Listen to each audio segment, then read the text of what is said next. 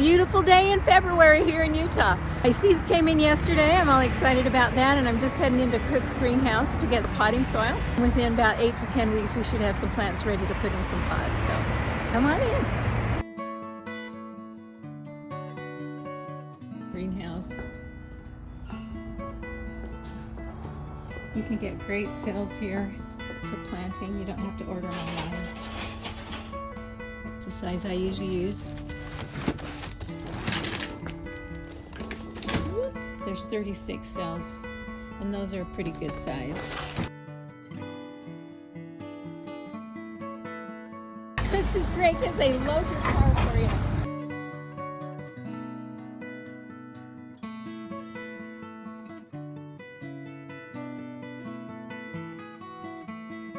Hey, it's planting day, the end of February. Usually you want to give your plants 8 to 12 weeks to maturity before you set them outside. We're shooting for a planting around Mother's Day, which is the second week in May. So today we're going to plant some peppers, some tomatoes, and some flowers. This year we're going to do some shade-loving ones. So we'll plant some impatiens today, and also just a really lovely foliage of coleus. So let's get dirty.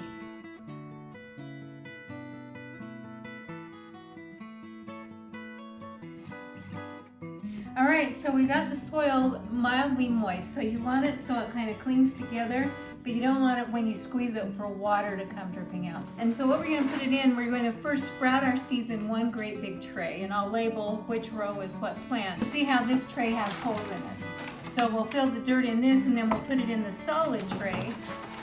Once that's filled up, then we'll put the clear dome on top. And this dome will keep the moisture and the heat inside, and it'll help the seeds sprout a lot faster.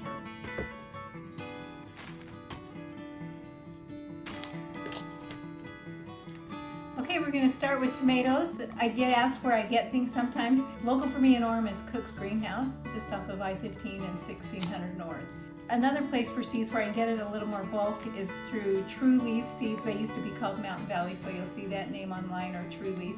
They're just out of Salt Lake, and they ship to your house within a few days. And so often I'll go online and just order my seeds from there. So this year what I'll be planting today are some Sun Sugar tomatoes. This is our family's favorite, and also many of my friends and clients we give them to. They're just a small orange sweet cherry tomato. Cherry tomatoes are indeterminate, so that means they're going to spread like crazy. I've had people report they've been up to their roof line before. And then the determinate tomato, they grow to a smaller size. They don't continue to grow so big. So these will be great for those of my clients and friends who like to plant in a pot on their patio. You do a furrow about a 1/4 inch deep is all, not too deep. And I just make some rows. Once these sprout and get about 4 good leaves on them, then we'll transplant them into a bigger cell, and that's where they'll spend most of their time until we put it into the ground. You can see they're just really tiny.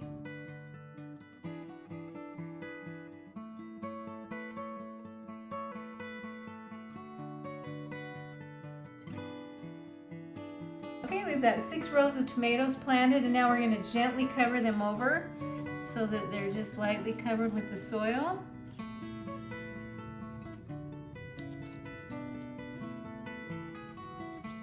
Plants need to grow. They need oxygen in the soil, they need water and some daylight. So we don't want to smash it down too much. We want to make sure that oxygen can still get to the seedlings.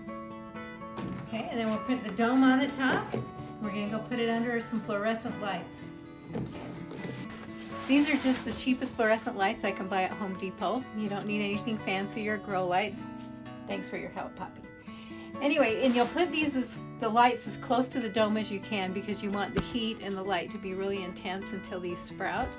I'm thinking it'll be about 3 to 4 days, and we'll start to see these tomatoes pop above the soil, and I'll keep you posted how things go.